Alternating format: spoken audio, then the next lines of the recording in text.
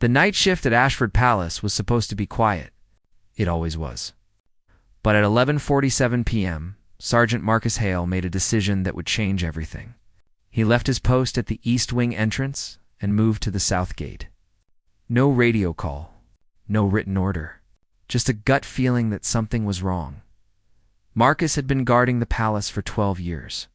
He knew every shadow, every sound, every rhythm of the night. And tonight, something felt off. The air was too still.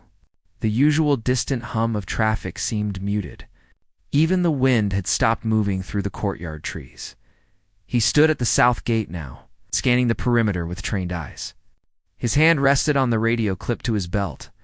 Behind him, the East Wing entrance stood unguarded for the first time in over a decade. Protocol said he should never leave his post. Protocol said he should call for backup first. But Marcus had learned to trust his instincts long ago. If you're enjoying the story, hit that subscribe button. We share real emotional tales that will keep you on the edge of your seat every single week. Inside the palace, the royal family slept peacefully. King Edward and Queen Catherine were in the master's suite on the 3rd floor. Their 2 children, Princess Amelia and Prince Thomas, were in their rooms down the hall. 53 staff members were scattered throughout the building. Security cameras recorded empty hallways. Motion sensors stayed silent. Everything appeared normal, but Marcus knew better. He had noticed the small things. The delivery van that had parked 3 blocks away for 20 minutes before driving off. The maintenance worker who had lingered too long near the service entrance that afternoon. The pattern of car headlights that had circled the palace grounds twice in the past hour. Separately, these were nothing. Together, they formed a picture. Marcus clicked his radio. Southgate 2 Central. Requesting status check on all entry points. Static crackled. Then the voice of Officer Reeves responded from the command center. All clear, Sergeant. Why? What's your position? Marcus hesitated. If he was wrong, he would face questions. Possibly disciplinary action. Leaving his assigned post without orders was a serious violation. His career could be over. Just checking in, Marcus said. He released the radio button. The lie felt heavy in his chest. But something was pulling him forward. Something he couldn't name yet. He moved along the south perimeter wall, staying in the shadows. The palace loomed above him, its windows dark except for the security lights. Centuries of history lived in those stones. Kings and queens had walked these grounds. Wars had been declared from those balconies. And tonight, Marcus felt the weight of all that history pressing down on him. Then he saw it. A flicker of movement near the service tunnel entrance. Just a shadow shifting in the darkness. But Marcus had spent years learning to see what others couldn't. His heart rate increased. His breathing slowed. Training took over. He pressed himself against the wall and watched. The shadow moved again. This time he saw the shape.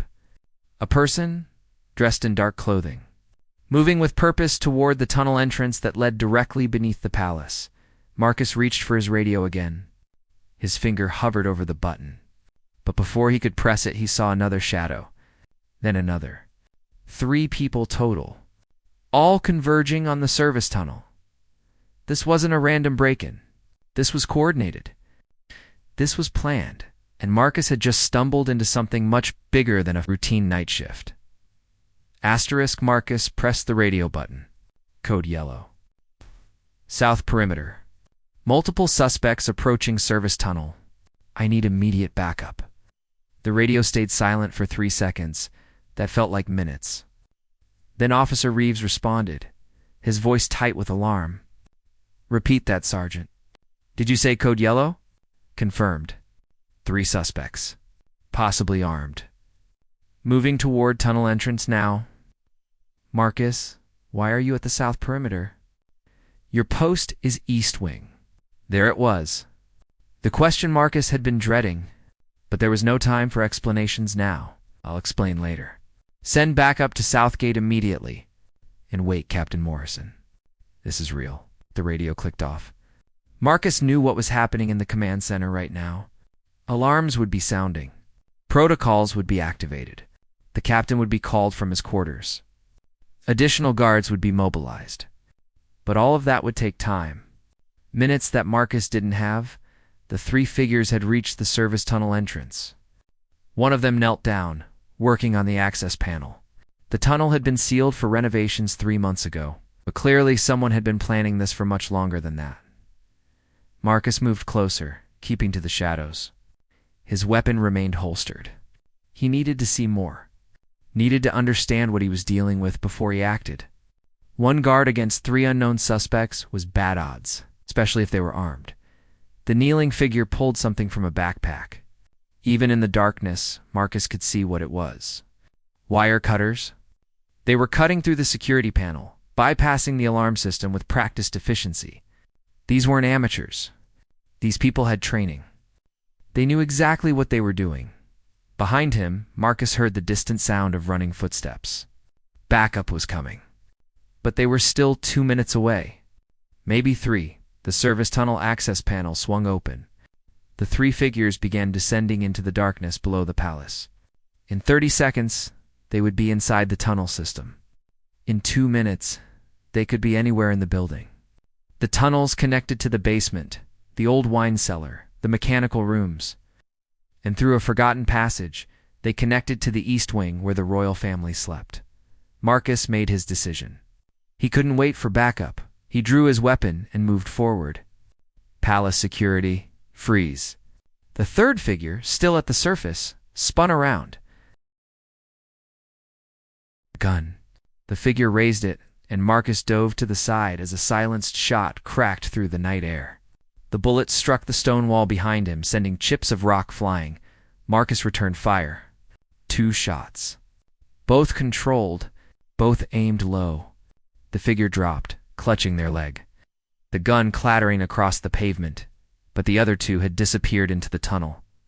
Marcus spoke into his radio, breathing hard. Shots fired. 1 suspect down.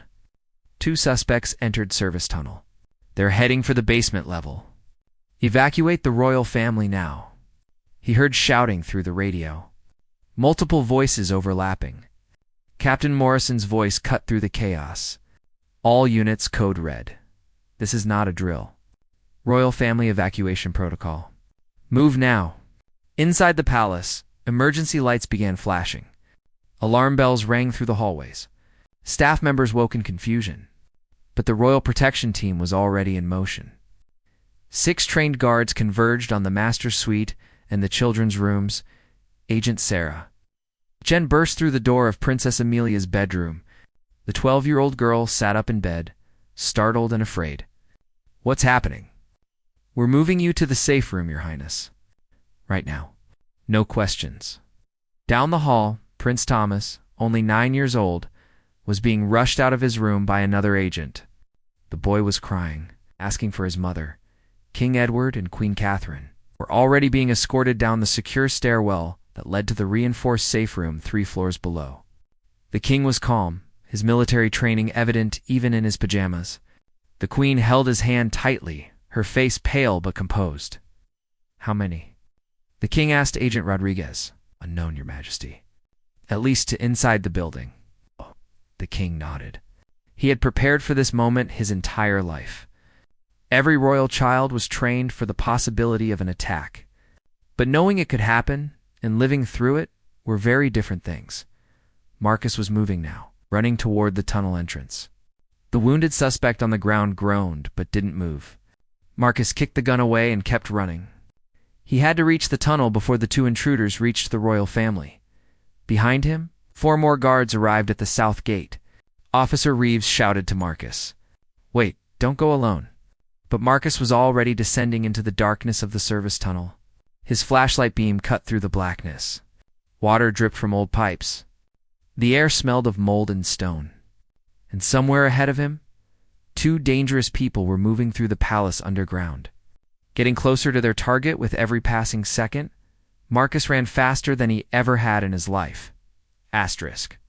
The tunnel was older than Marcus had expected. Much older. The walls were original stone from when the palace was first built over 200 years ago. His footsteps echoed off the curved ceiling. Water pooled in spots on the uneven floor, and somewhere ahead he could hear other footsteps. Fast, purposeful.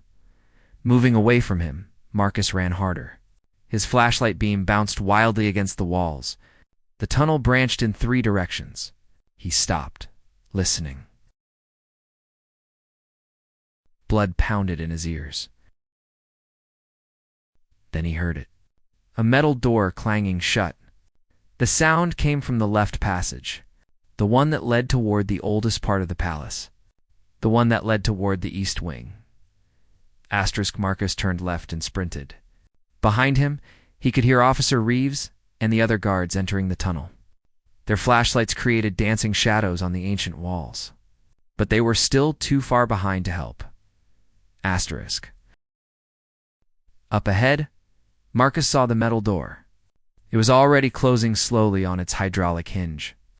He lunged forward and caught it before it sealed shut. On the other side was a stairwell, narrow, steep, leading upward. Marcus climbed. His legs burned. His lungs ached, but he kept moving. At the top of the stairs was another door. This one was newer, reinforced, and it had been forced open. The lock mechanism was broken, hanging by twisted metal. Someone had used an explosive charge.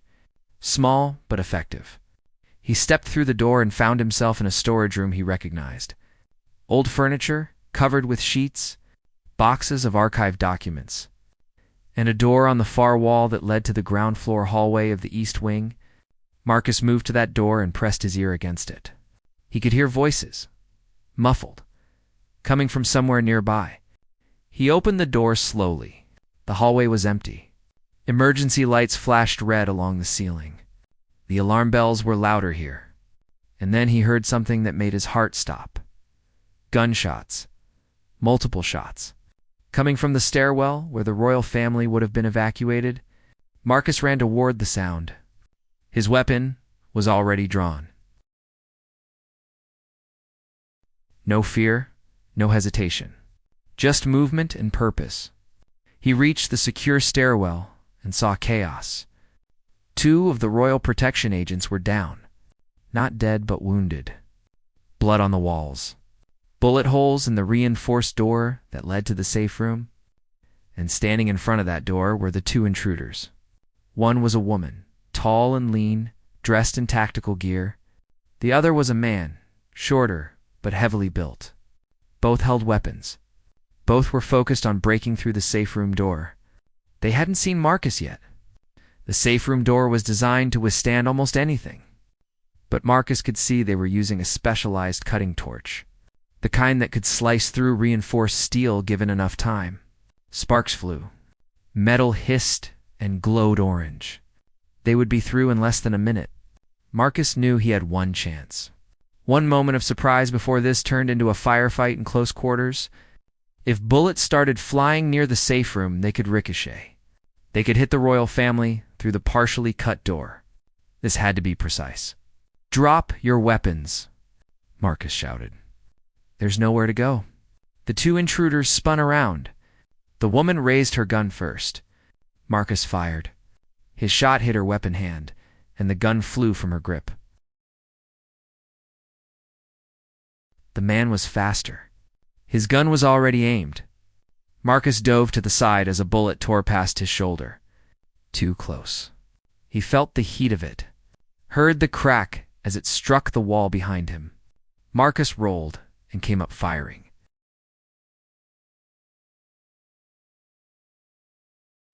Body armor.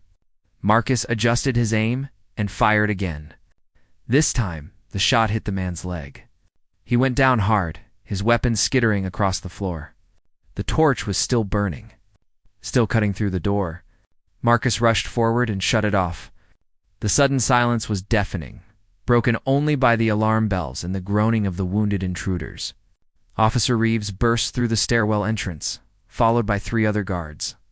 They secured the suspects quickly, checking for additional weapons, applying pressure to wounds.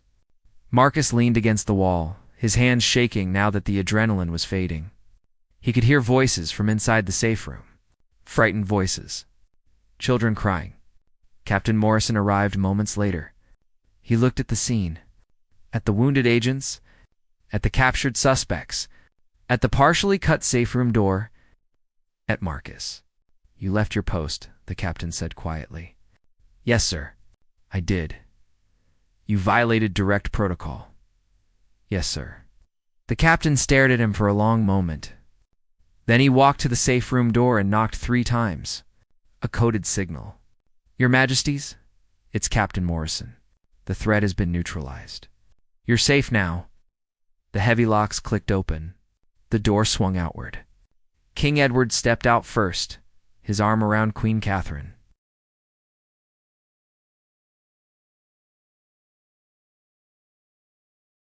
The children were crying. The Queen was trembling. But they were alive. They were unharmed. King Edward looked at the wounded agents first. "Will they survive?" "Yes, Your Majesty," Captain Morrison said. "Shoulder wounds. They'll recover." The king nodded. Then his eyes found Marcus.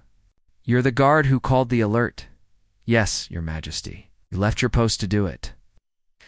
Marcus straightened, despite his exhaustion. "Yes, Your Majesty. I did." The king studied him. The hallway was silent except for the distant alarm bells. Everyone waited. King Edward approached Marcus slowly. His expression was unreadable. Behind him, Queen Catherine kept her arms around their children, who watched with wide, tear-stained eyes. "What made you leave your post, Sergeant?" the king asked. His voice was calm but firm. The voice of a man who had commanded armies before wearing a crown. Marcus swallowed hard. "I saw suspicious activity, Your Majesty. A pattern of small things that didn't feel right.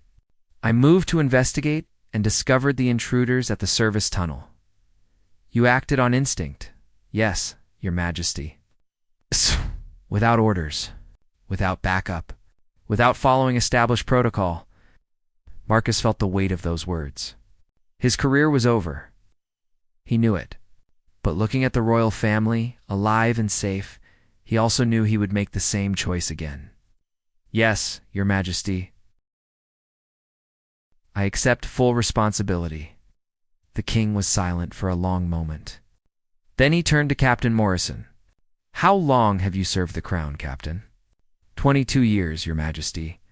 "And in those 22 years have you ever seen a guard act with such initiative? Such courage?" Captain Morrison glanced at Marcus. Something shifted in his expression. "No, Your Majesty. I have not." The king turned back to Marcus. "Sergeant Hale, you saved my family tonight. You saw what no one else saw. You acted when others would have waited.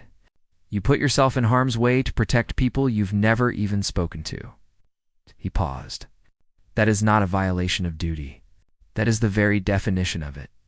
Marcus felt his throat tighten. He couldn't speak. Princess Amelia stepped forward. She was still shaking, but she looked up at Marcus with large, serious eyes. "Were you scared?" Marcus knelt down to her level. "Yes, Your Highness. I was very scared. But you came anyway." "Yes. Why?" Marcus looked at her young face, at Prince Thomas peeking out from behind his mother, at the royal couple who represented everything the palace stood for: history, tradition, the stability of a nation. "'Cause it was the right thing to do," Marcus said simply. The princess nodded, as if this made perfect sense to her. Then she did something unexpected. She hugged him. Just a quick, tight embrace from a frightened child who had almost lost everything. When she pulled back, tears were running down her face. Queen Catherine's own eyes were wet. "Thank you," she whispered. "Thank you for bringing us back to our children." The medical team arrived then, rushing to treat the wounded agents. The 2 intruders were being taken away in restraints. Crime scene investigators began documenting everything. The palace was transforming into a controlled chaos of activity. King Edward placed a hand on Marcus's shoulder. "We will speak more tomorrow. For now, go home. Be with your family." "That's an order." Marcus saluted and watched as the royal family was escorted to secure quarters on a different floor. As they disappeared around the corner, he finally allowed himself to breathe. Officer Reeves approached him, shaking his head in disbelief. "I can't believe you went into that tunnel alone. That was either the bravest or the stupidest thing I've ever seen. Probably both, Marcus admitted. How did you know? How did you know something was wrong? Marcus thought about it. The delivery van, the maintenance worker, the circling cars, each piece so small on its own, but together they formed a picture that only experience could recognize. Asterisk, I've been doing this a long time, he said. You learn to see patterns. You learn to trust your gut. Your gut almost got you killed. My gut saved the royal family. Reeves couldn't argue with that. Later, as Marcus drove home through the early morning darkness, his hands were still shaking. The adrenaline had fully worn off now, leaving behind exhaustion and the delayed shock of what had happened. He had fired his weapon. He had been shot at. It all felt unreal, like something from a movie rather than his actual life, but it was real. The bullet hole in the wall was real. The wounded agents were real. The terror in Princess Amelia's eyes had been real. Marcus pulled into his driveway as the sun began to rise. His wife Jennifer was already awake. She must have seen the news. She ran out the front door in her bathrobe and threw her arms around him before he could even get out of the car. Asterisk, I saw the reports, she said into his chest. They said there was an attack. They didn't say names. I didn't know if you were ... Her voice broke. I'm okay, Marcus said, holding her tight. I'm okay. They stood there in the driveway for a long time. The morning sun painted the sky in shades of orange and pink. Birds began to sing. The world continued turning, oblivious to how close it had come to tragedy. Asterisk, inside the house, Marcus's 2 daughters were still asleep. Emma, age 14. Sophie, age 11. Close to the same ages as the royal children. Marcus went upstairs and looked in on them. Both sleeping peacefully, unaware of what their father had done that night, unaware of the danger he had faced, unaware of the choice he had made. He watched them sleep and thought about Princess Amelia asking if he had been scared. The truth was, he had been terrified. But fear wasn't the absence of courage. Fear was what made courage necessary. Marcus finally allowed himself to feel everything he had pushed down during the crisis. The fear, the doubt, the weight of knowing that if he had been wrong, if he had abandoned his post for nothing, his career would have ended in disgrace. The knowledge that he could have died in that tunnel, could have left Jennifer a widow, could have left his daughters without a father. But he had been right, and they were all alive because of it. 3 days later, Marcus was called to a meeting at the palace. He wore his dress uniform, pressed and perfect. Jennifer had insisted on ironing it twice. His daughters had hugged him before he left, making him promise to tell them everything when he got home. The investigation had moved quickly.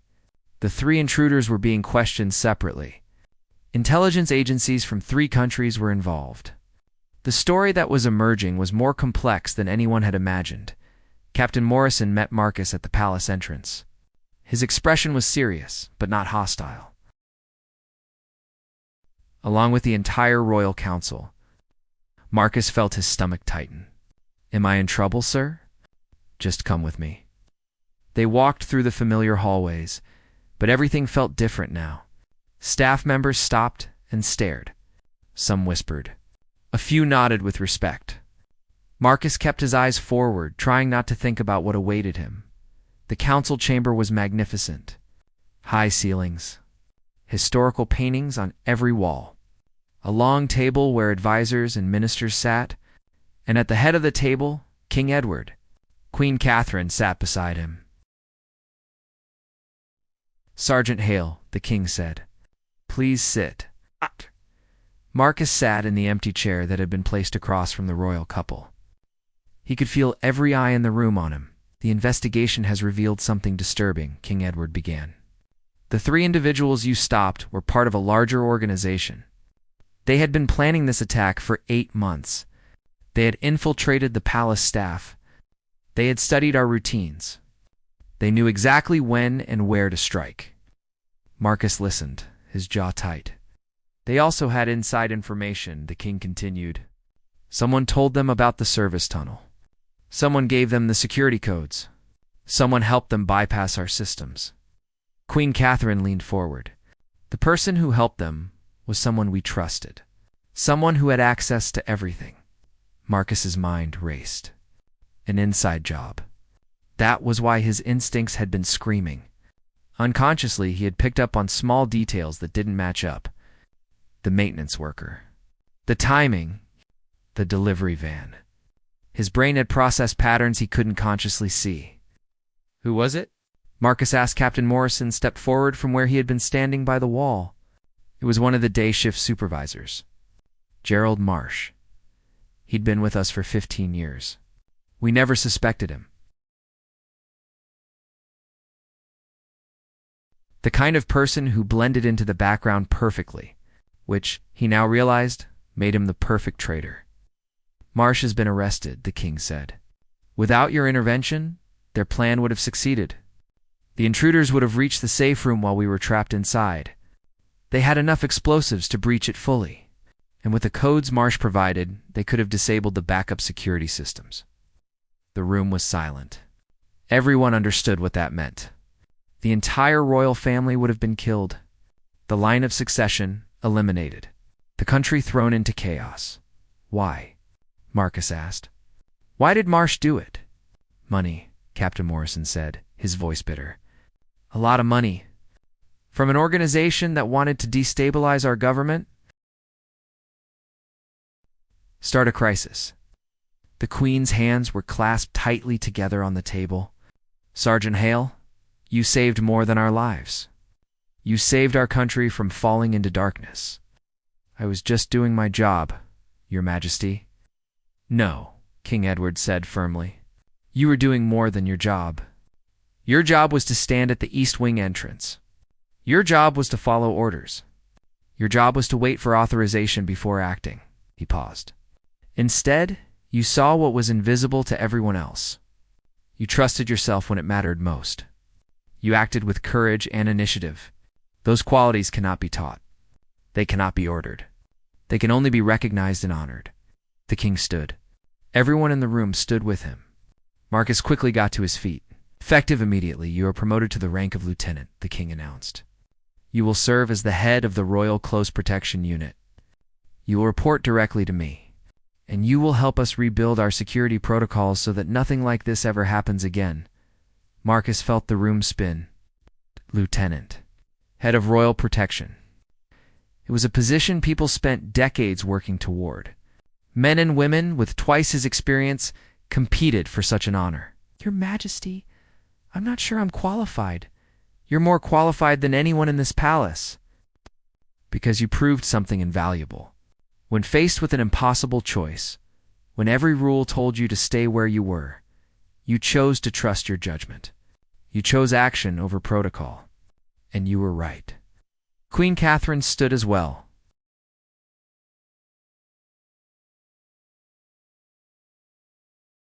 But we can ensure that your example is remembered, that others learn from your courage. Princess Amelia and Prince Thomas entered the room then, escorted by Agent Chen. They had been waiting outside. Amelia carried something in her hands, a small wooden box. She approached Marcus and held it out to him. This is from our family to yours, she said. Her voice was stronger now, less frightened. So you'll always remember that you're a hero. Marcus opened the box. Inside was a medal, not a military decoration, something older, more personal, the Royal Cross of Valor. It was given only in extraordinary circumstances. Only a handful of people had ever received it in the past century. I don't know what to say, Marcus whispered. Say you'll keep protecting us, Prince Thomas said quietly. The young boy looked up at Marcus with absolute trust. Say you'll keep watching over us. Marcus knelt down again, just as he had 3 nights ago. But this time, the children weren't crying. This time, they were smiling. Promise, Marcus said. I'll always watch over you. All of you. The ceremony that followed was brief, but meaningful. The king pinned the medal to Marcus's uniform. Each member of the royal council shook his hand. Agent Chen, who had been the first to reach the children during the evacuation, saluted him with genuine respect. As Marcus left the palace that afternoon, he felt different. Not because of the promotion, not because of the medal, but because he finally understood something important. Sometimes the right choice and the rule-following choice aren't the same thing. Sometimes courage means standing alone. Sometimes protecting others means risking everything you've built. Asterisk 6 months passed. The palace transformed under Marcus's leadership. New security protocols were implemented. Every guard received additional training in threat recognition and instinctive analysis. The service tunnels were sealed permanently and new evacuation routes were established. Background checks became more thorough. Security culture shifted from rigid protocol to adaptive vigilance. But the biggest change wasn't in the procedures. It was in the people.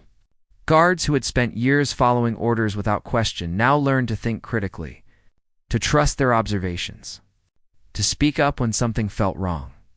Marcus taught them what his experience had taught him, that perfect security wasn't about following perfect rules. It was about being present, aware, and willing to act. The story of that night had spread beyond the palace walls.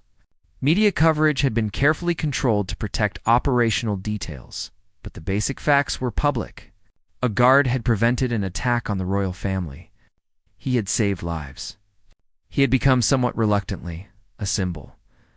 Marcus found this part difficult. Wasn't comfortable being called a hero? When reporters asked for interviews, he declined. When television producers offered money for his story, he refused. This wasn't about fame.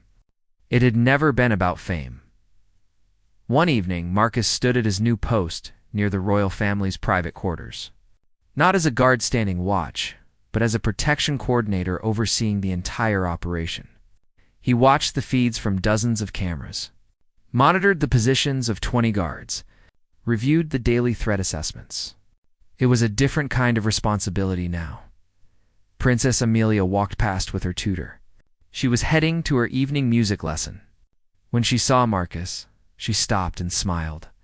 "Good evening, Lieutenant Hale. Good evening, Your Highness. Still watching over us?" "Always." She seemed satisfied with that answer and continued on her way. But the exchange meant more to Marcus than any medal or promotion ever could. That simple trust. That belief that someone was watching. That knowledge that she was safe. Later that night, Marcus made his final rounds. He checked every entrance, every camera, every guard position. Everything was secure. But he didn't just check the systems. He looked at the guards themselves, at their posture, their alertness, their engagement, because he knew now that security wasn't just about equipment and protocols. It was about people, about training them to see, to think, to act when necessary. Officer Reeves, who had been promoted to sergeant, walked with him. "You've changed everything, you know," Reeves said. "The whole atmosphere is different now." "Good different or bad different?" Marcus asked. "Better, different. Guards actually think now. They look for patterns. They ask questions. You've made us all more aware." That was the goal. They reached the south gate where everything had begun 6 months ago. The service tunnel entrance had been filled with concrete and sealed over. A new garden had been planted there. Flowers bloomed where danger had once lurked. Marcus stood there for a moment, remembering that night.